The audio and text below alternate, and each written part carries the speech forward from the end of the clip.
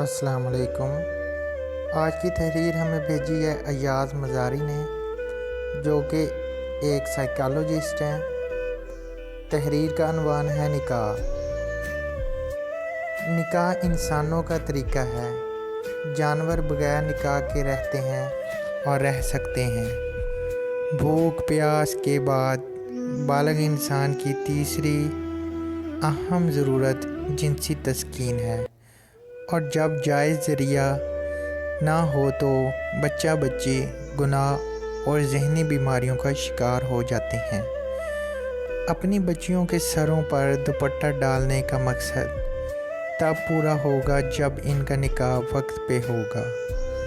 بلوغت کے بعد مرتے دم تک نکاح انسان کی حیا کی حفاظت کرتا ہے۔ اللہ تعالیٰ نے معاشرتی اعمال میں سے نکاح کو سب سے آسان رکھا ہے۔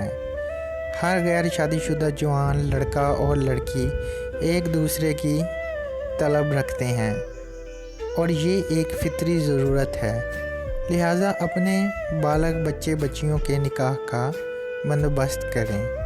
بدقسمتی کی انتہا، مدارس یونیورسٹیز میں بڑی بڑی لڑکیاں لڑکے بغیر نکاح علم حاصل کر رہے ہیں، اور والدین کو نکاح کی پرواہ ہی نہیں۔ والدین اپنے اولاد پر رحم کریں اور وقت پر نکاح کا بندوبست کریں۔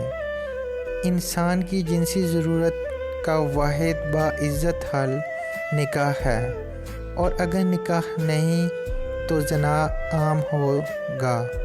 یہ عام فہم نتیجہ ہے۔ وقت پہ نکاح اولاد کا حق ہے۔ اس میں تاخیر والدین کو گناہ گار کرتی ہے۔ نوجوانوں کا سب سے بڑا اور اہم مسئلہ جنسی زندگی ہے، اور اس پر بات کرنا ہمارے معاشرے میں معیوب سمجھا جاتا ہے۔ جو والدین اولاد سے دوستی نہیں کرتے یا جو بچے والدین سے دوستی نہیں کرتے، وہ مستقل نقصان کرتے رہتے ہیں۔ مسجد کے ممبر سے نکاح کی تحریک شروع کریں، نکاح کو آسان بنائیں۔ اگر اپنی معاشرت عزیز ہے، بصورت دیگر معاشرے کے بگڑنے کا انتظار کریں۔ اگر 12-13 سال میں بچے بچیاں بالغ ہو رہے ہیں اور 25-30 سال تک نکاح نہیں ہو رہا، تو یہ جنسی مریض بھی بنیں گے اور گناہ بھی کریں گے۔